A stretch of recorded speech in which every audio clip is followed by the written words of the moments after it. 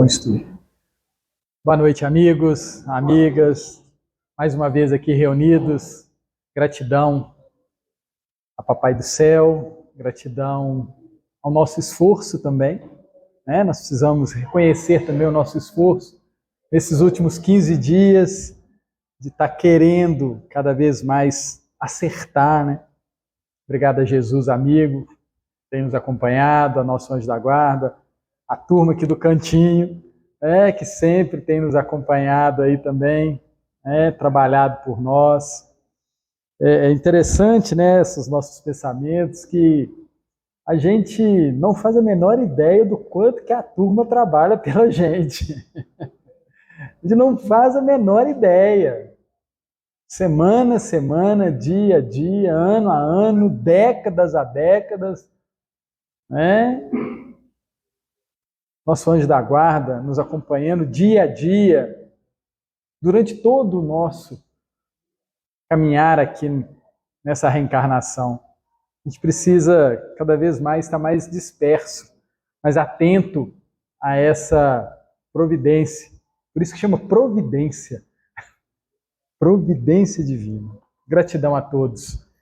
Estamos estudando Renovando Atitudes, psicografia do Francisco do Espírito Santo Neto, ditado pelo querido Hamed. Traz para nós questões muito curiosas a respeito da nossa caminhada. A lição de hoje, tuas insatisfações. E eu sofro um pouquinho mais do que vocês, porque eu tenho que estudar, refletir, e as minhas insatisfações vêm à tona. Como é que eu estou caminhando ao longo dos dias? Estou insatisfeito com o quê? O que está me trazendo desconforto? O que eu desejo que não está acontecendo?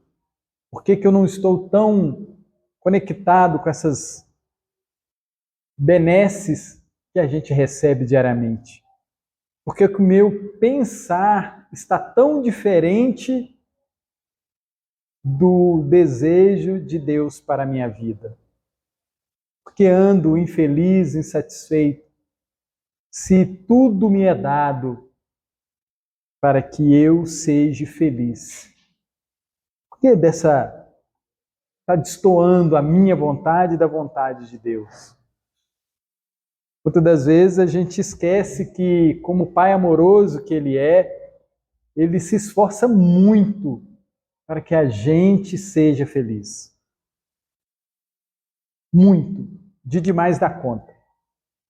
Esse é o grande compromisso de qualquer pai para com o seu filho.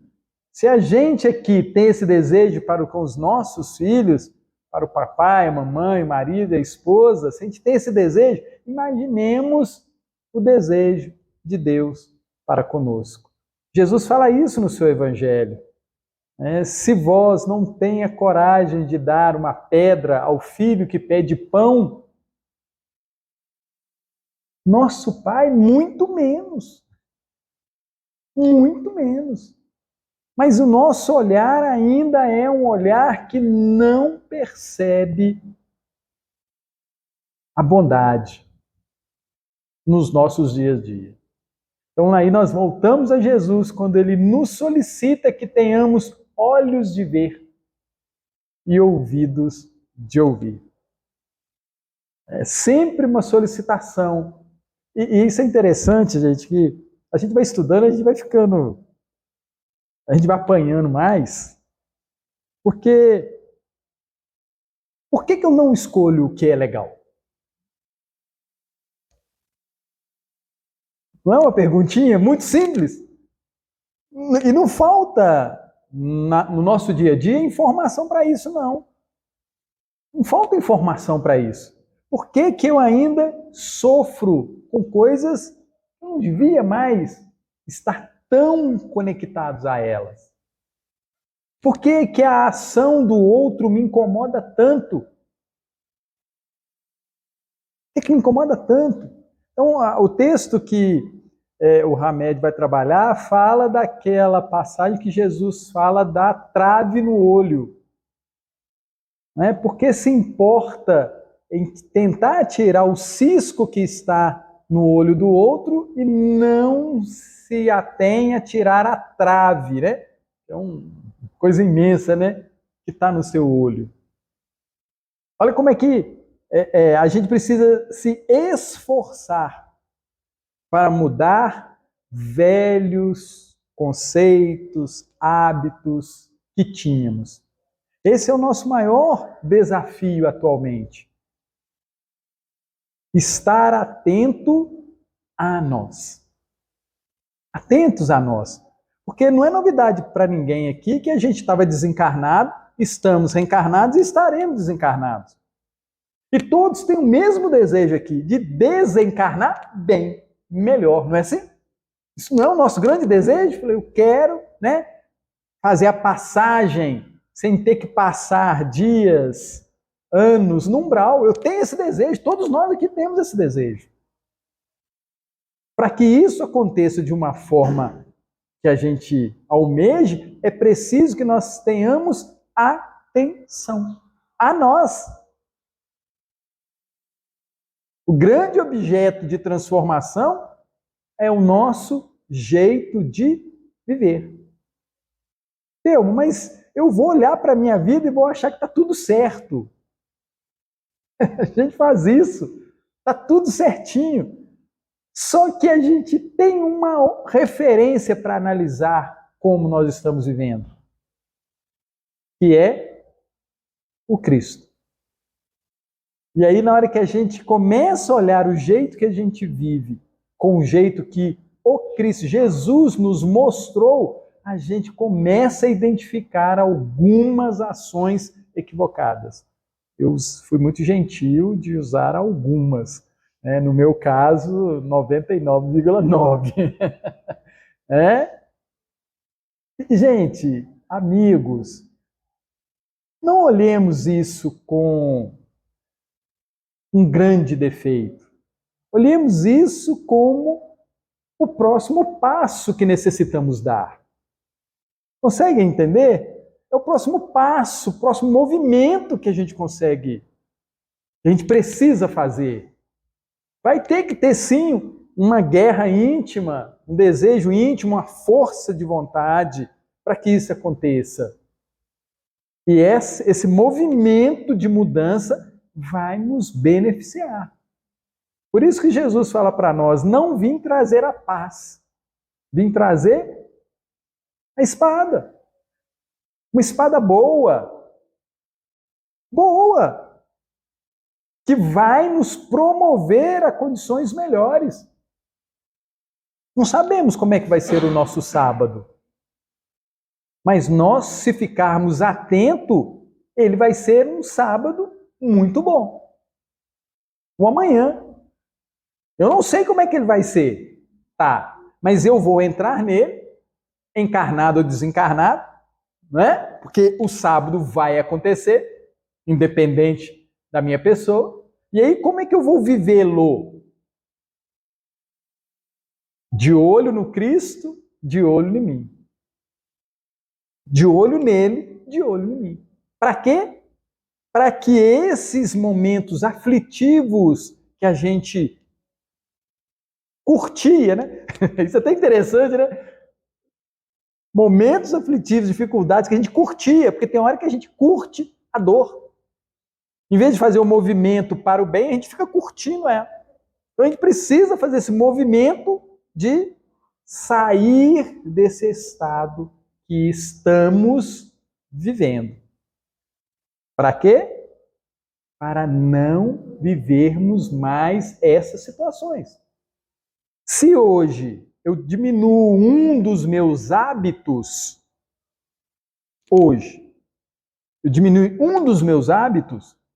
eu nunca mais terei problema nessa situação. Imaginemos isso. Eu me empenho para trabalhar ele um mês, um ano, né? Trabalhei. O resto da eternidade eu nunca mais terei esse problema. Se eu não trabalhar ele agora, ele vai ficar se repetindo na minha vida meses, anos e décadas.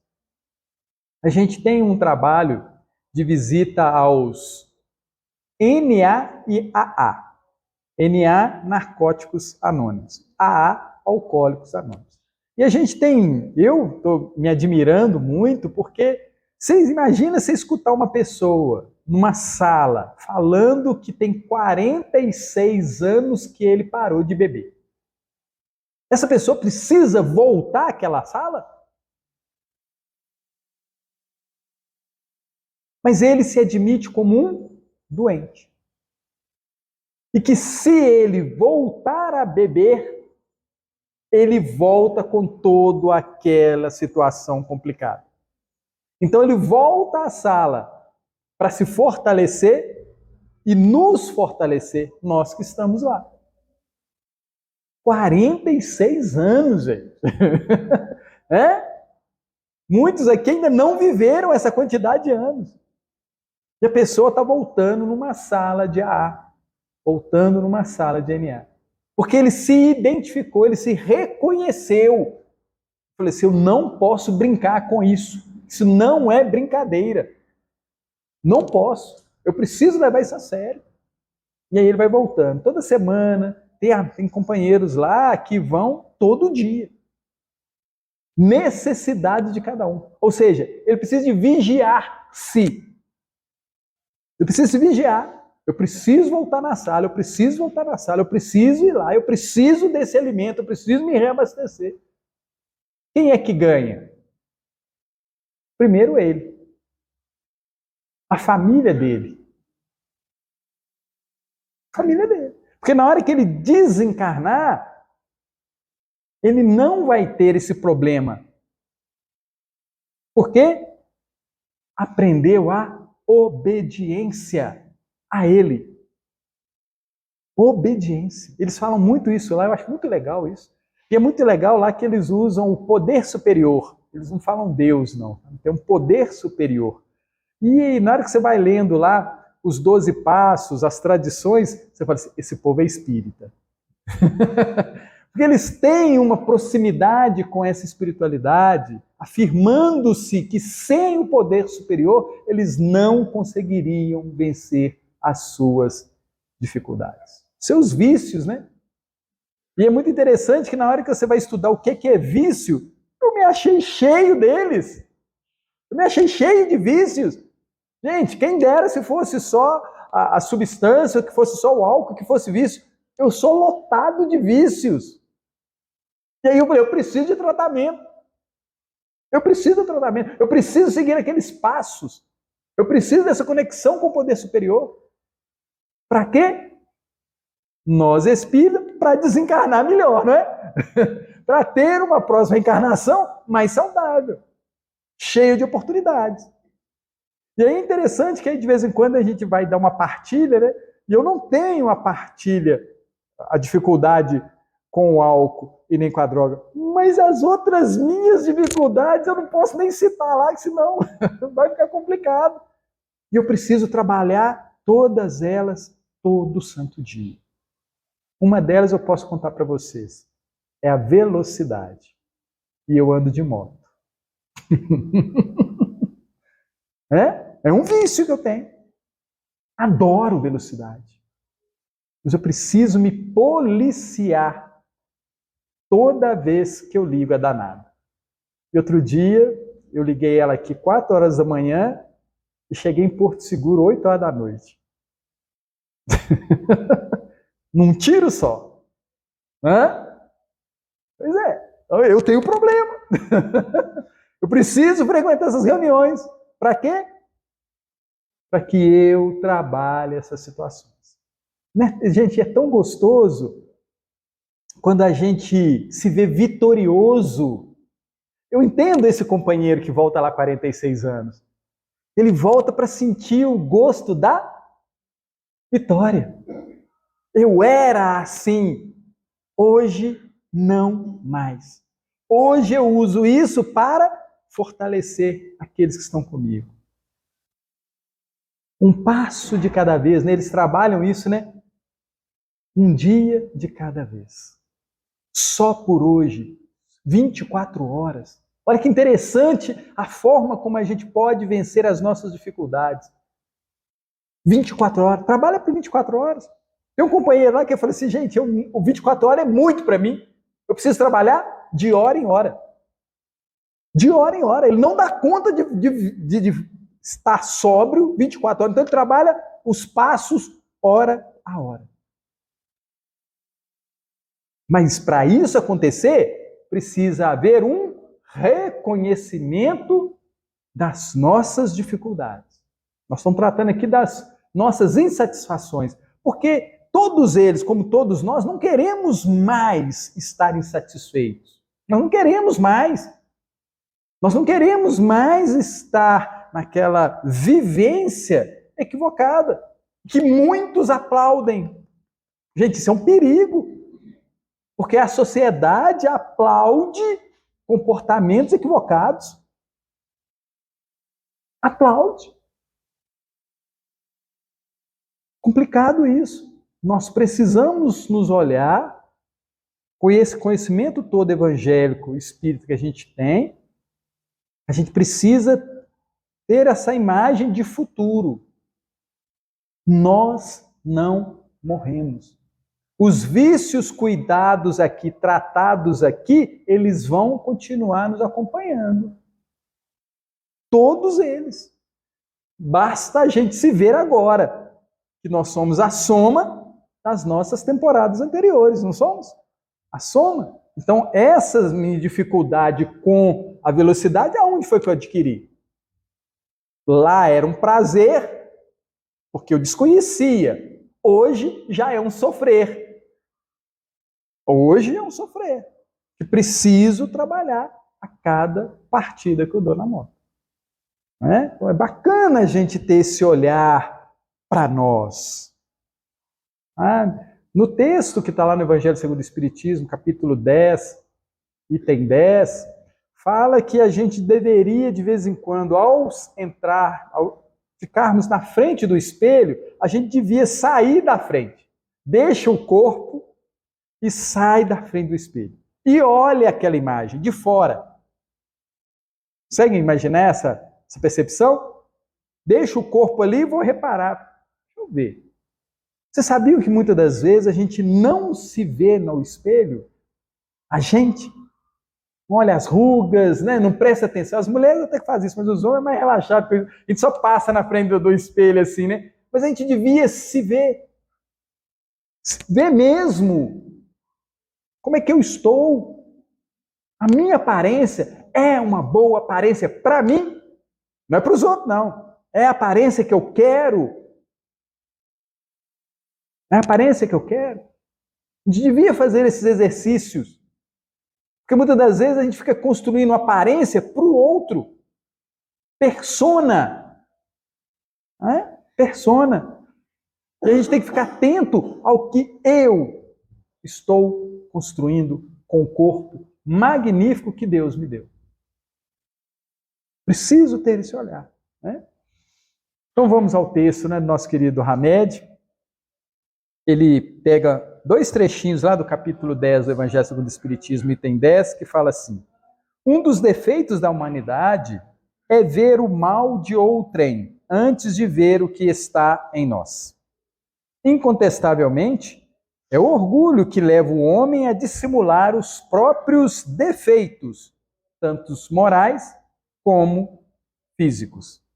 E aí o Hamed comenta: jovens, adultos, idosos, criaturas de várias posições sociais e dos mais diferentes contextos de vida sofrem a aguilhoada da insatisfação.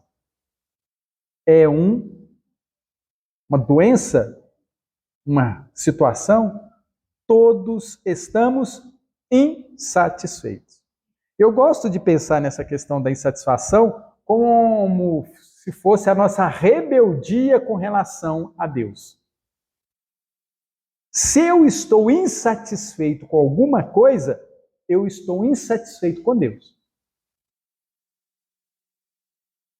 Porque Ele não é bom, não é justo, não é nobre, só nos proporciona coisas boas?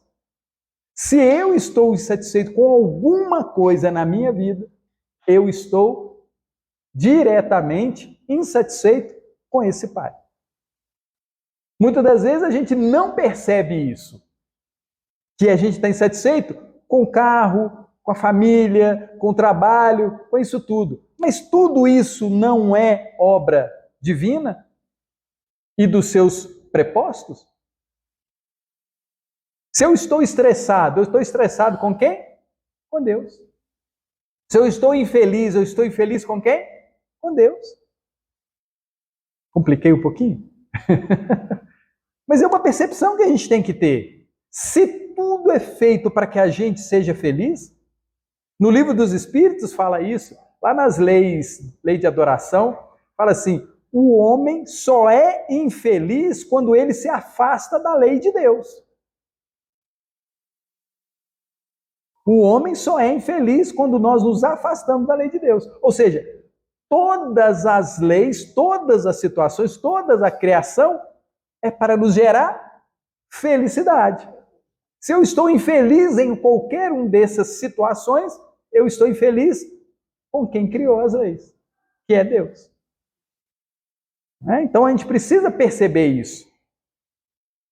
Aí continua o Hamed dizendo, muitos solteiros procuram incessantemente parceiros afetivos para que as sarças da solidão não possam afinetar suas necessidades íntimas de se completar no amor, esquecendo-se, porém, de que a solidão é a falta de confiança em nós mesmos quando nos rejeitamos e nos desprezamos, e não apenas a falta de alguém em nossas vidas.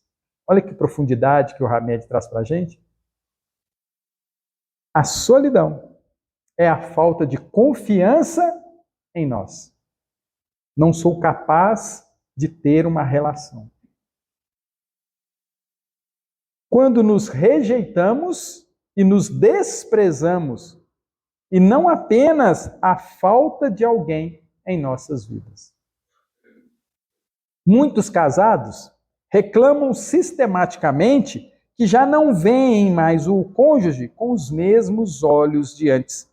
E por isso, sentem-se desiludidos e abalados diante da união infeliz, que outrora julgavam acertada.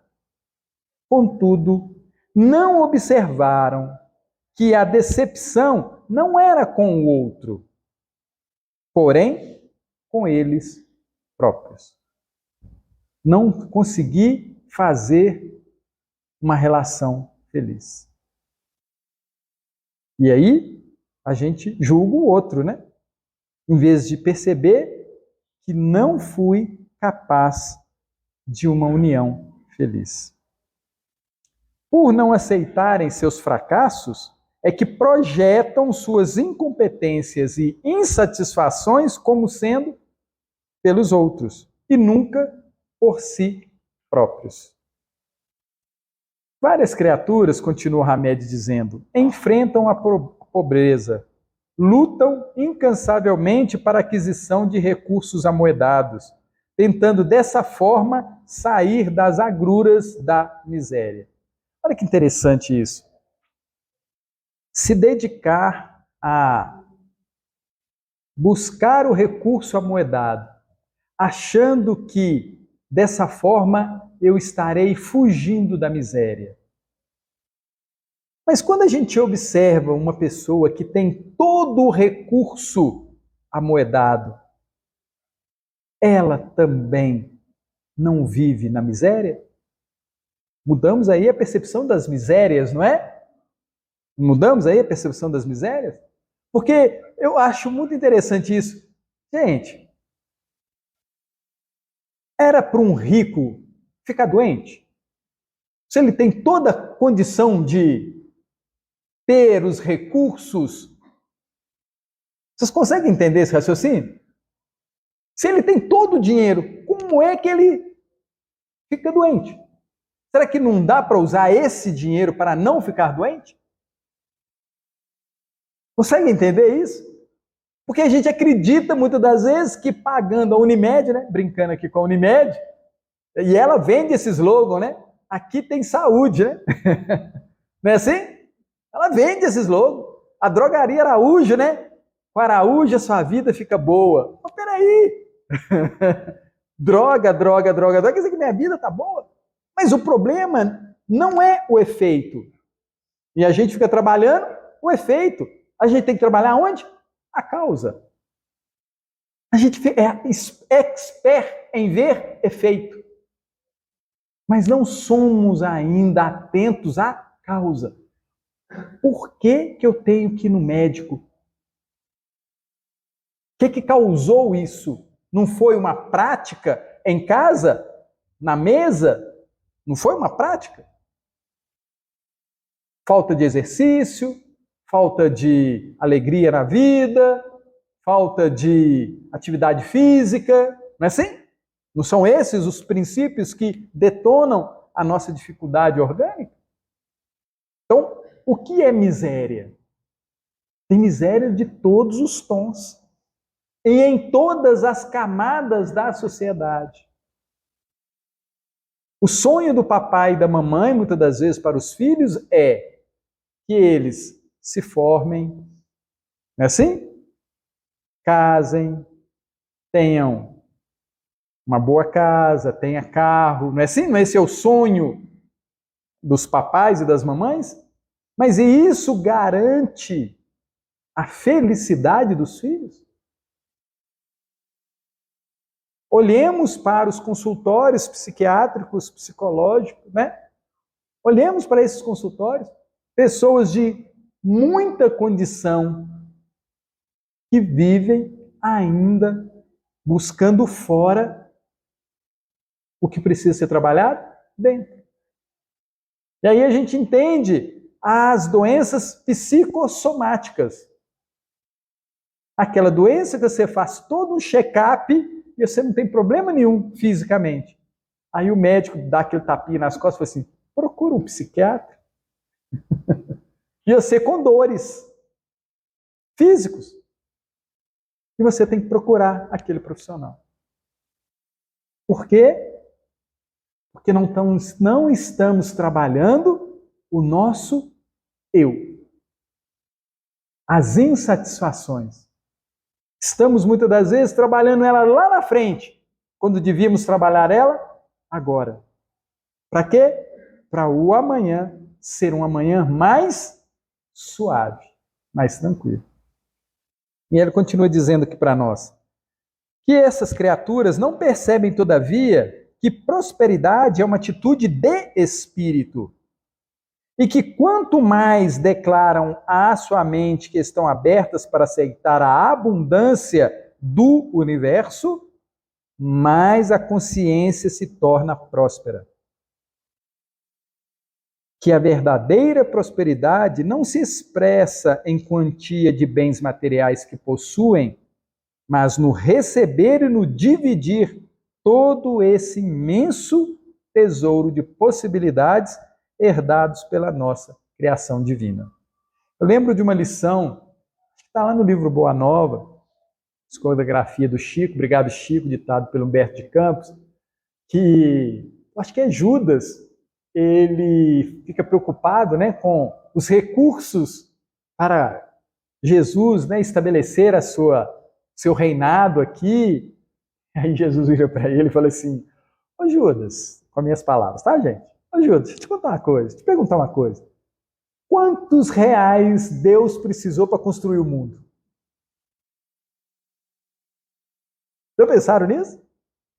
Se tudo depende da questão financeira, como explicar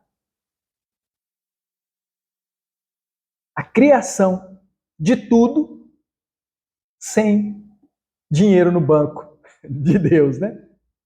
Como explicar isso? Olha que perguntas interessantes. Mas nós estamos numa sociedade que fala que tudo se resolve com dinheiro. É uma falácia, né? Um engano. Porque quantos de nós viemos aqui ao cantinho de Jesus, no tratamento, e saímos daqui com recursos, com condições, com situações excelentes que os nossos outros médicos materiais não conseguem resolver. Trabalhar junto, não precisa? O material com o espiritual. Então a gente precisa ter esse alerta para conosco. Aí eles falam assim, antes disso eu trouxe um trechinho do livro Os Mensageiros, capítulo 36, psicografia do Chico, ditado pelo André Luiz. Obrigado, Chico, obrigado, André Luiz. O capítulo 36 é Mães e Filhos, e eles estavam fazendo culto no lar. E eu acho essa lição, o capítulo 35 e 36, maravilhoso, porque a dona Isabel, com 4 filhos, ela faz o culto no lar há anos. E na hora que ela vai fazer o culto no lar, eu aprendi muito com isso.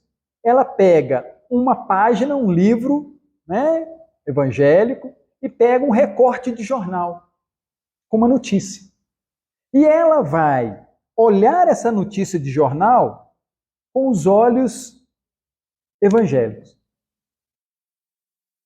com os olhos espírita. Ela vai analisar aquilo que está acontecendo na sociedade, analisando por esse viés. Eu achei sensacional, porque muitas das vezes a gente tem uma dificuldade, principalmente a gente faz o culto no lar, de fazer a conexão da atualidade com os textos bíblicos, o evangelho. A gente tem essa dificuldade, porque a gente ainda acha que é separado. Não, não é separado, é tudo junto. O que eu aprendo, o que eu discuto, o que eu reflito sobre o evangelho é para estar presente no meu dia a dia. Então ela pega o recorte de jornal, e esse recorte de jornal era uma moça que tinha suicidado. E ela alega, né, o repórter lá, fala que ela suicidou por amor. E aí o benfeitor, o Fábio Aleto, fala como nós achamos e nos comportamos de forma equivocada. Porque o amor não mata, não se mata. O amor é vida. Olha como é que a gente entende errado. Se eu amo ao outro, não vou me auto-extinguir. Nem vou fazer isso com o outro.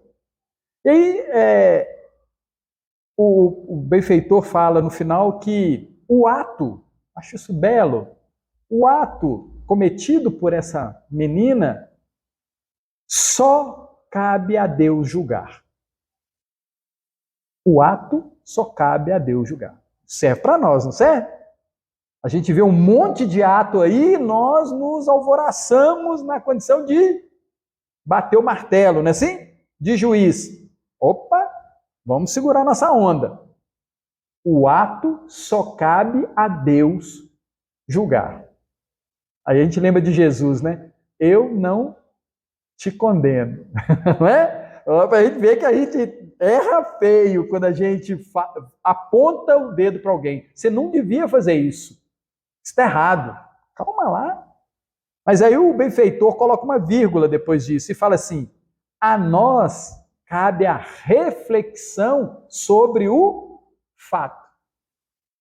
Agora é a parte do ser inteligente. Eu vi um ato, não vou julgar, mas eu vou analisar aquele fato para que eu não cometa aquele mesmo ato. Para isso que servem as notícias, os informes, para que eu analise. Thelma, você está beirando essa situação? Tome cuidado. Você está achando que a vida é assim? Tome cuidado. Você está se empenhando nisso? Calma e elegância nisso aí. Né?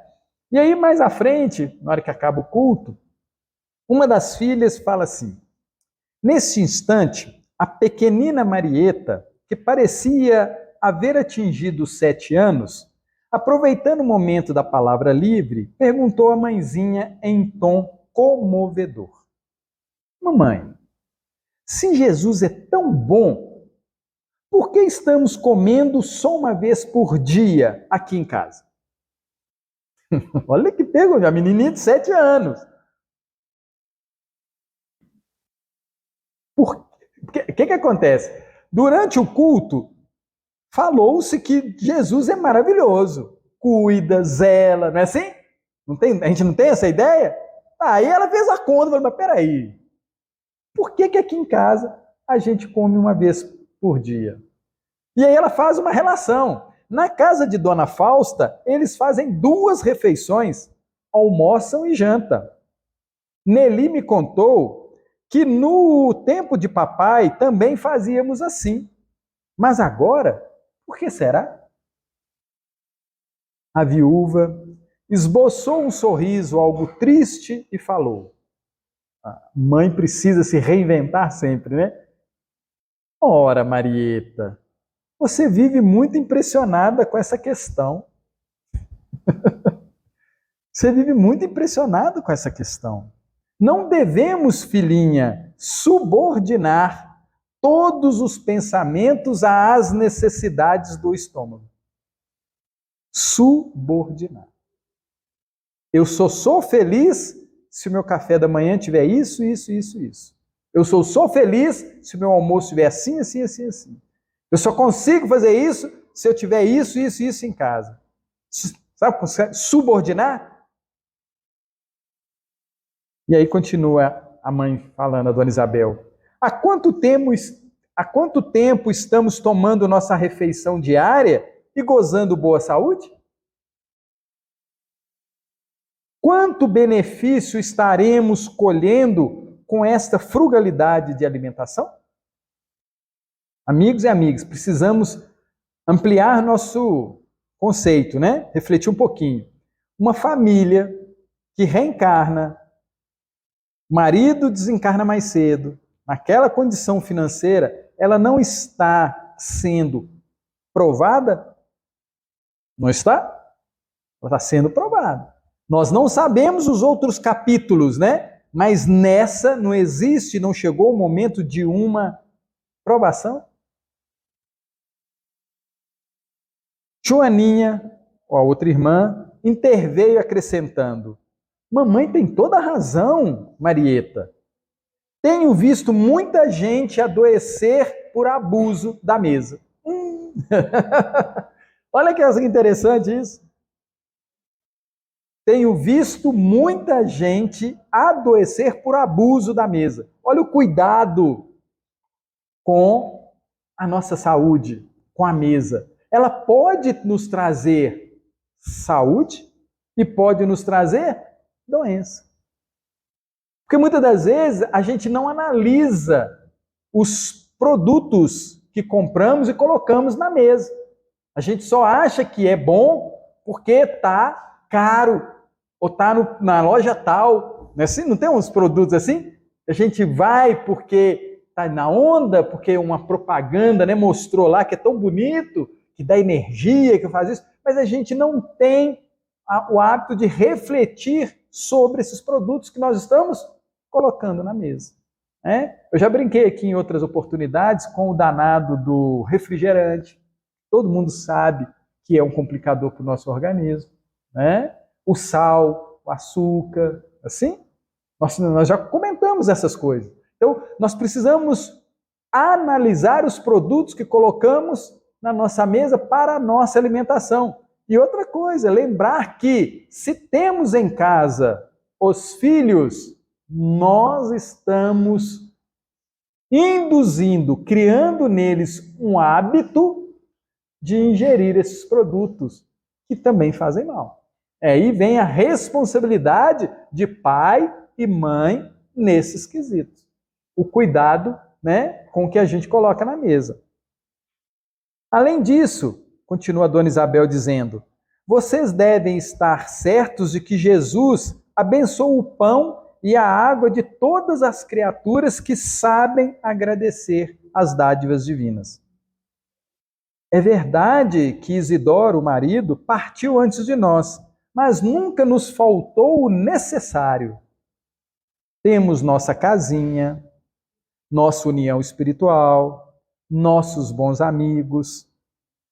Convençam-se de que o papai está trabalhando ainda por nós.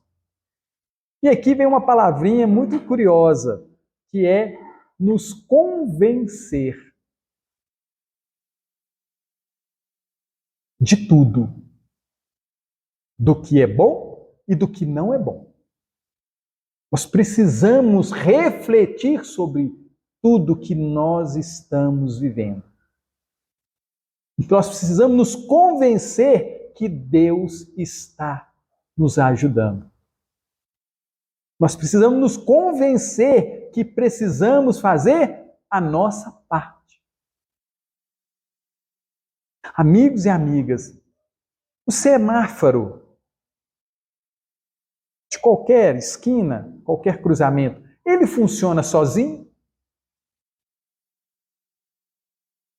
Funciona? Fica alguém lá vigiando ele? Fica? Ah! Não é assim? Não existe um programador, não existe um criador, não existe uma pessoa que faz a manutenção, não existe uma pessoa que fica ali vigiando aquilo? É assim a obra divina. Alguém pensou em tudo que utilizamos. Existe um Criador. Existe um Criador para tudo. E ele criou e não precisa ficar lá mais. Mas tem alguém acompanhando, tem alguém vigiando. Não tem isso tudo? Tem alguém fazendo a manutenção. Olha que interessante essa reflexão. Porque muitas das vezes a gente está vivendo sem perceber os operadores que estão por trás de tudo que nós utilizamos.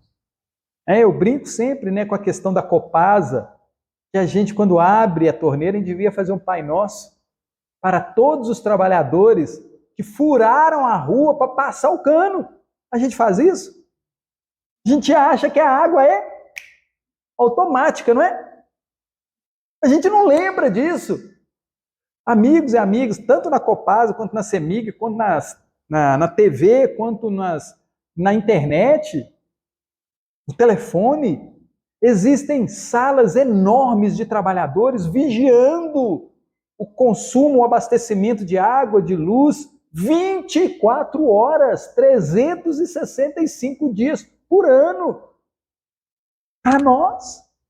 Se nós temos isso materialmente, e Deus? Não seria muito mais do que isso? Percebem como andamos desconectados dessa mão amorosa que está conosco? Desconectados. E ainda insatisfeitos, né? Olha que absurdo, né, gente? E ainda insatisfeitos. Amigos e amigas, minha mãe fala isso. Meu filho, quando é que eu ia imaginar que eu ia receber remédio de graça? Não temos hoje? No posto de saúde? Claro que nós pagamos de outra forma, né? Mas no posto de saúde você não vai lá, você não recebe o remédio? Você não vai lá no posto de saúde e não tem um médico? Minha mãe me conta que na época dela, ver médico era só quando estava morrendo. E morrendo mesmo. E se tivesse a possibilidade do chá, não ia para o médico. E agora você vai, a maioria dos bairros de Belo Horizonte tem um posto de saúde. Com o médico. Ah, não, mas ele é assim. Mas tem! Deem graças à quantidade de assistência que a gente tem. Outro dia eu fui no posto de saúde, no dentista. E aí agora eles estão fazendo os postos de saúde bonitinhos, né? Caprichadinho. Gente, na hora que eu cheguei na sala do dentista, eu fiquei encantado.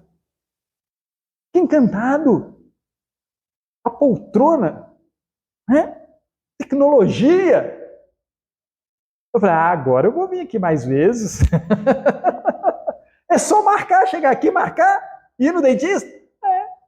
A dentista, uma gracinha, um doce de pessoa. Preciso fazer um Pai Nosso para ela. Não preciso? Nós andamos insatisfeitos com coisas que não devíamos. Cada vez mais, esse Criador, esse Pai, essa inteligência suprema, tem nos ofertado condições de estarmos felizes, e muito felizes. A gente que não se apercebe das coisas chegando. chegando, para nos atender. Né? E aí o Hamed continua dizendo: muitos ricos labutam constantemente para acumular mais e mais, e afirmam que isso é necessário para assegurar a manutenção dos bens já amontoados por previdência e cautela. Fazer seguro de vida. Vocês não acham que é um crime contra Deus, não? Seguro de vida. Não, mas a minha garantia, mas e Deus? E Deus? Olha como é que a gente tira a divindade da história, né? E coloca tudo na condição do dinheiro. E aí a gente quer comprar a vida eterna. Gente, ele é um fato, ninguém morre. Você quer maior garantia do que isso? Você quer maior garantia de que não vamos morrer? O corpo é lógico que vai. Ninguém discute isso. Então, a data de validade dele não vai parar de funcionar. Mas eu, espírito imortal, filho de Deus, nunca vou.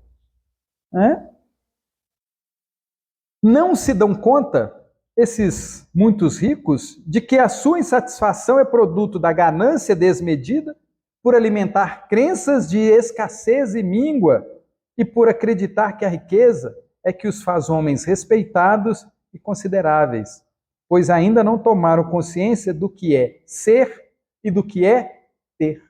Olha que interessante. Crenças eles criam. As empresas criam crenças. Segurança, arame farpado, muro alto, câmera. Criam crenças. E a gente acredita nessas falácias, nessas ilusões. A segurança está ali. Interessante isso, né? Aí a gente percebe que cada vez mais eles estão interessados no consumidor. Eles olham para nós e falam assim, não, potencial consumidor, né, do meu produto. E aí a gente precisa lembrar dessa nossa condição de estudantes do Espiritismo. Porque o Espiritismo ele vem combater o materialismo. Está lá no Livro dos Espíritos. Essa é a função da ciência espírita. Combater o materialismo. Apostar que é os recursos materiais que vão nos garantir a vida eterna. E muitas das vezes é exatamente o contrário. Essa busca incessante do recurso amoedado vai nos levar a uma vida futura muito complicada. Não é? Outros tantos buscam o poder como forma de encobrir o desgosto e de se autoafirmar perante o mundo, escravizando em plena atualidade criaturas simplórias e incautas, consumidores, né? Para satisfazer seu ego neurótico. O desânimo, diz Hamed, tomou tamanha dimensão em torno deles que acreditam que, mandando arbitrariamente e desrespeitando leis e limites dos outros, podem eliminar o desalento que sempre os ameaça. Eles entram num processo de uma monoideia constante, acreditando que aquilo ali é a salvação dos outros. Eles não podem parar de fazer aquelas ações equivocadas, porque senão o outro vai ficar numa situação complicada. Ou seja, se colocam numa condição de deuses com D minúsculo, né? Achando que tudo depende deles. Jovens e adultos buscam dissimular a insatisfação interior. Jovens e adultos buscam dissimular a insatisfação interior. E para isso adquirem títulos acadêmicos, supondo que a outorga dessa distinção possa trazer-lhes permissão diante da sociedade para dominar e sobressair com prestígio e capacidade que pensam possuir. Olha que perigo o motivo pelo qual nós buscamos os títulos acadêmicos. Muitas das vezes é para poder se achar superior aos demais. Jesus alcança a sua condição crística e vem servir. O processo é o inverso, né? Quanto mais conhecimento, mais responsabilidade eu tenho para com aqueles que estão comigo.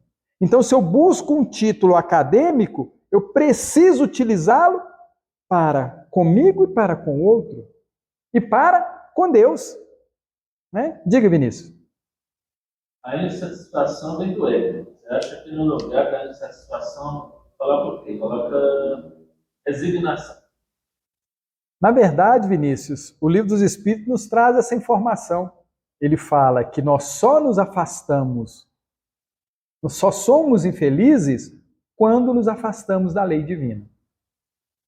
Então, a questão da insatisfação, da tristeza, do estresse, dessas situações complicadas, é porque eu não estou sendo obediente à lei divina. Pensar bem, andar bem, comer bem, viver bem. Porque a lei divina, essa lei maravilhosa, ela nos propõe essa possibilidade. E aí, quando eu estou insatisfeito, eu me afastei dessa vivência. Eu me afastei dessa vivência. Então, como é que eu volto a ficar satisfeito? Quando eu começo a me equilibrar, a viver a boa vida, que é uma vida de acordo com a lei divina. Então, o trabalho da insatisfação, ela precisa ser olhando para as leis divinas, olhando para ela. Gente, isso é difícil, não é fácil não. Não é fácil não. Porque a insatisfação, o estresse, essas coisas todas, nós estamos tão rodeados dela que a gente não consegue ver outra coisa. Tem um livro gostoso que é o Horizontes da Vida, psicografia do João Nunes Maia, ditado pelo Miramês, que ele fala que a gente cria em volta de nós uma redoma com os nossos pensamentos. E aí eu estava estudando isso, eu fiquei assim, imaginando. Vamos imaginar um guarda-chuva. Vocês já viram uns guarda-chuvinhos que põe na cabeça assim, que ele fica em cima assim? Né? Imagina um guarda-chuva um pouquinho mais largo. E cada haste dele fosse um pensamento. Então, aqui eu penso comida. Tá lá. Aí eu ponho um papelzinho. Aqui eu penso em esporte, futebol. Né? Aqui eu penso na casa, aqui eu penso nisso. Daí cada haste desse guarda-chuva eu penso. Então, eu começo a pensar muito em comida, então muitos papeizinhos. Eu começo a pensar muito em futebol, muitos papéis. Toda vez que eu pensar alguma coisa de futebol, aparece um papelzinho. Cada vez que eu pensar em política, aparece outro papelzinho. E aí eu começo a pensar tanto nisso que eu fico todo rodeado dessas coisas. Eu penso nessas coisas.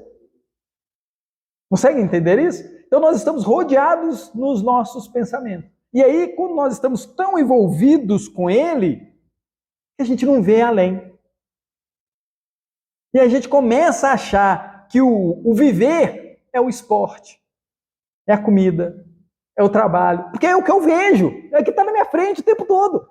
Eu olho para cá, eu olho para cá, E aí isso torna-se uma coisa comum. Mas não é o comum. Essas são as minhas criações, não as criações divinas. Porque não tem problema nenhum pensar uma vez, assistir, mas começar a se alimentar daquilo durante horas. A gente vê a questão dos times de futebol. Eu não sei se vocês perceberam, mas está virando um jogo de azar, não é? Não tem toda uma rede de apostas? Vocês olham nas camisas, vocês olham na propaganda durante. Então, olha só a sutileza, né? Era um esporte, agora está virando uma aposta. O jogo de azar chegando na nossa vida. De mansinho, hein, gente? A gente não repara isso. Os anunciantes, todos jogos de azar. Ou seja, para que um ganhe, um monte tem que perder, não é assim? E aí a gente acha normal. Olha como é que a gente precisa ficar muito atento. Se alguém ganhou, alguém perdeu. E aí é engraçado isso, porque a gente pensa no futebol, Deus torce para todos os jogadores, né, gente? Ele não torce pela camisa. Não é assim? Ele não torce pela camisa. Ele torce pelo esporte. E no livro O Consolador, pergunta-se a Emmanuel, né, Psicografia do Chico, ditado pelo Emmanuel, pergunta-se sobre o esporte. Aí Emmanuel fala que o esporte é sensacional, mas nós começamos a direcioná-lo para uma situação complicada. Então, o que Emmanuel chama a nossa atenção? Até onde eu estou envolvido nesse processo? Eu preciso diminuir esse meu envolvimento. Preciso diminuir isso em todas as áreas que eu tenho gosto por ela. Eu preciso dar um passo atrás. E Anaída, por quê, gente? É muito engraçado isso, porque a gente convive com pessoas que quando o time ganha, no dia seguinte já está feliz. Quando o time dele perde, no dia seguinte ele está triste. Olha como é que a gente coloca, né, a nossa vivência em cima dessa situação. Você xinga, você briga, você, né, olha só como é que a gente... Aí você vê o que tem, né, à volta dessa pessoa. Somente aquela situação. E aí a gente percebe quando a gente diz, né, a pessoa só é infeliz quando se afasta da lei de Deus, que é torcer para todo mundo. O esporte é bom, mas a gente precisa praticar, né? Porque a gente só quer assistir, né? Não tem essa questão também? A gente só quer assistir, mas a gente não quer praticar. Né? Então, é uma situação bacana. Eu acho muito legal isso. E aí continuam os benfeitores dizendo.